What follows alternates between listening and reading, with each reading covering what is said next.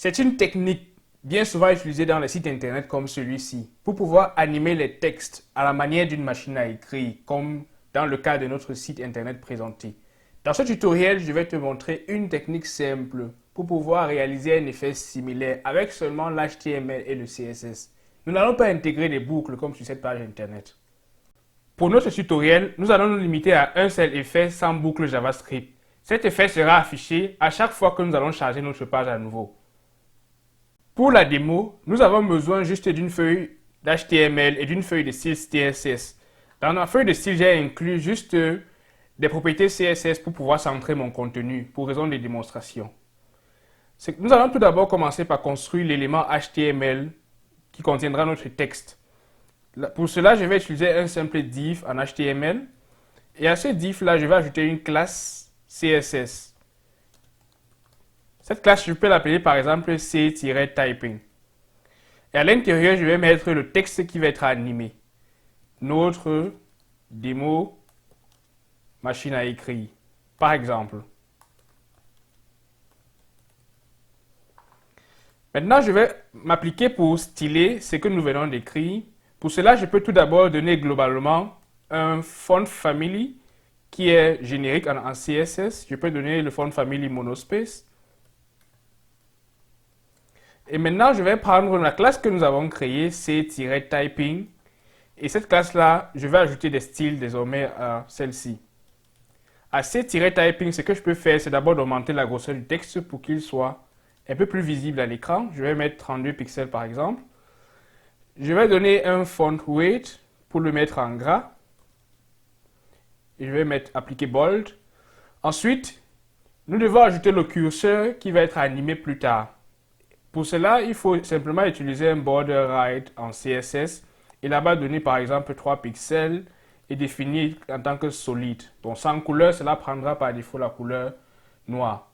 Maintenant que nous avons le curseur qui a été affiché à la fin de notre test, il nous faut maintenant passer à l'animation proprement dite. Pour pouvoir faire l'animation en CSS, on se sert généralement des keyframes. Donc je vais créer deux keyframes qui m'aideront à animer d'abord le curseur mais aussi la machine à écrire. Je commence d'abord par l'effet typing, l'effet d'écriture, en créant un keyframe avec @keyframes. Là-bas, je vais donner ce nom typing-animation par exemple, mais vous pouvez donner tout autre nom. Et là-bas, je vais utiliser from, et à l'intérieur, je dis simplement de commencer l'animation à partir de 0. Cela veut dire que mon animation commencera toujours à partir de ma première lettre de mon texte. Pour mon deuxième keyframe dont j'ai besoin pour animer le curseur, je vais simplement créer un second keyframe. Là-bas, je vais appeler ça par exemple blink-animation. Et à l'intérieur de celui-ci, je vais définir par exemple 50% et dire que là-bas, j'aurai les bordures, j'aurai une couleur de bordure qui sera transparente. C'est ça qui donnera mon effet d'écriture à mon curseur. Maintenant, je vais améliorer cela en incluant ces deux keyframes que nous venons de créer à notre c-typing. Pour cela, il faut utiliser la propriété animation de CSS. Et là-bas, je vais dire de prendre l'animation que nous venons de créer ici, typing animation, et de donner comme animation. Mais je vais donner aussi un temps à cela, disons 2 secondes par exemple. Je vais dire qu'il fera par exemple avec steps. Je vais définir 22. Et je vais donner la deuxième animation pour mon curseur, blink animation. À ce blink animation là, je vais donner aussi des propriétés, par exemple 0,5 secondes pour la durée de temps que prendra. Et je dirais que cela va se passer en fin de step, donc après que cela ait parcouru tous mes chiffres. Et cela va se faire de façon continue avec infinite et aussi cela alternate.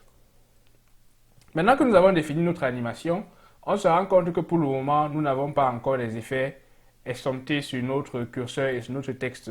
Ce que nous allons faire, c'est qu'on va définir d'abord une largeur, une distance sur laquelle va s'effectuer notre animation en question. Et là, on se rend compte que ici, on a notre démo machine à écrire qui s'est fait sur seulement 100 pixels que nous venons de définir ici. Et là, on se rend compte que oui, notre animation ne s'effectue pas encore réellement. Remarquons également que les 100 pixels que nous avons définis permis à ce que notre texte soit réduit seulement sur l'espace de 100 pixels. Mais on observe bien que dans notre animation, nous avons dit que le curseur doit être animé de façon infinie. Mais là, il n'est pas fait. Et lorsqu'on regarde bien, on a écrit ici avec une erreur infinite. Donc, il nous manque un i qu'on doit rajouter. Et si infinite est bien écrit, on va voir notre curseur commencer à s'animer sur notre page ici. Maintenant, il nous faut adapter notre distance pour pouvoir animer cela sur tout le texte, sur notre largeur autant pour moi. Et si on prend par exemple 500 pixels, cela suffira peut-être à couvrir l'ensemble de notre texte déjà. On se rend compte que l'effet fonctionne, mais on voit encore le texte se détacher pendant que le curseur avance.